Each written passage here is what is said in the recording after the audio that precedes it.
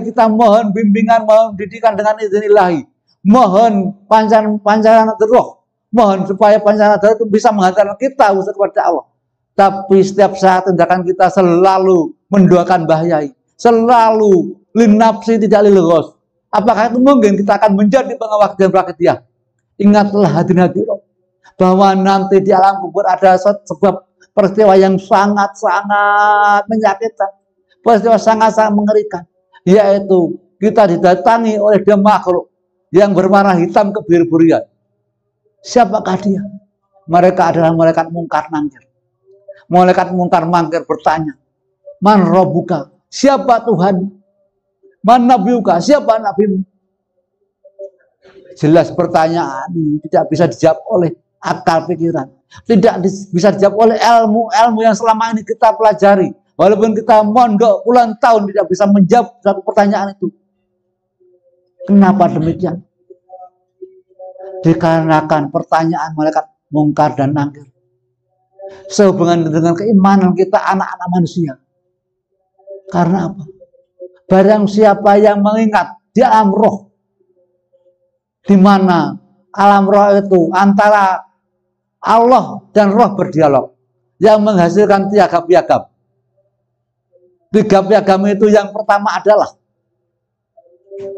kita mengakui siapa adanya Rob Tuhan Allah Subhanahu wa Ta'ala, dan kita mengakui siapa adanya diri kita sebagai hamba. Piagam kedua, seorang hamba berjanji kepada Allah Subhanahu wa Ta'ala untuk beribadah dan menjauhi larangannya. Piagam ketiga, seorang hamba berjanji memenuhi khalifah di muka bumi, memperbaiki, memelihara. Tapi setelah kita dilahirkan, semua terlupakan. Di sini Mbah Yai tampil, ditugasi untuk mengingatkan kita bahwa di alam roh kita sudah berjanji pada Allah dan menghasilkan tiga piagam itu.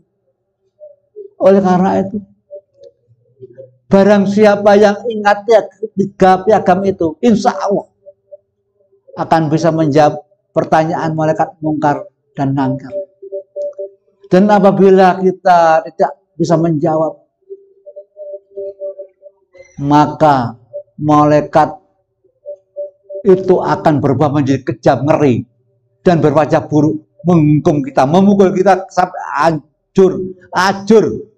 Setelah hancur kita oleh Allah dibentuk kembali, ditata kembali sebagai jadi manusia lagi, ditanya lagi, tidak bisa menyembah Rabbuka, dihancurkan lagi. Dan kehancuran itu bagaikan kembang api, pure, daging itu bagaikan kembang api. Kalau kita melihat kembang api itu anak manusia yang gebuk, dihancurkan oleh malaikat mungkar nangkir. Dan pertanyaan itu hanya bisa dijawab oleh keimanan. Keimanan yang sempurna. Mbah Yai di sini datang dan hadir menyempurna keimanan kita dengan tiga alat. Yang pertama, sholawat kita sebagai amalan yang berfungsi menjadikan hati.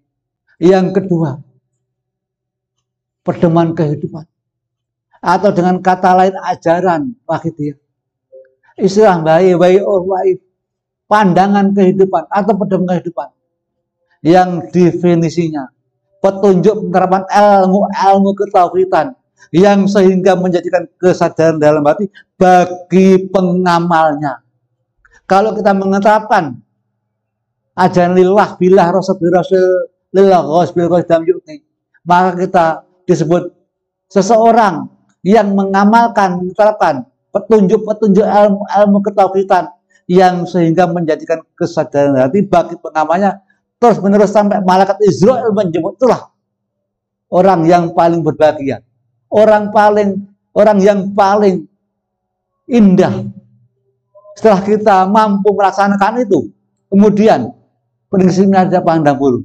Pak, insya Allah kalau kita melakukan 3 rangkaian yang saya sebutkan tadi, suatu komponen yang tidak bisa dipisah-pisahkan, maka kita yakin akan menjadi husnul khotimah sewaktu-waktu dicabut Allah SWT.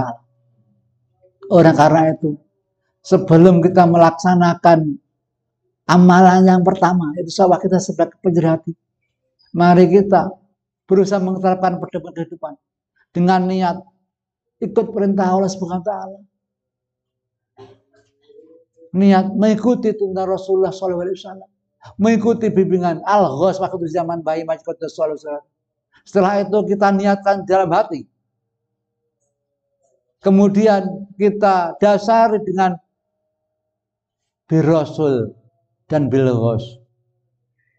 Dengan cara adanya saya bisa mengikuti mujahadah kubra, mengikuti perintah Allah, mengikuti tuntunan Rasulullah, mengikuti bimbingan Al-Ghaus waktu zaman, karena jasa Kanjeng Nabi Muhammad SAW dan jasa Al-Ghaus waktu zaman bayi Majid Qudus SAW.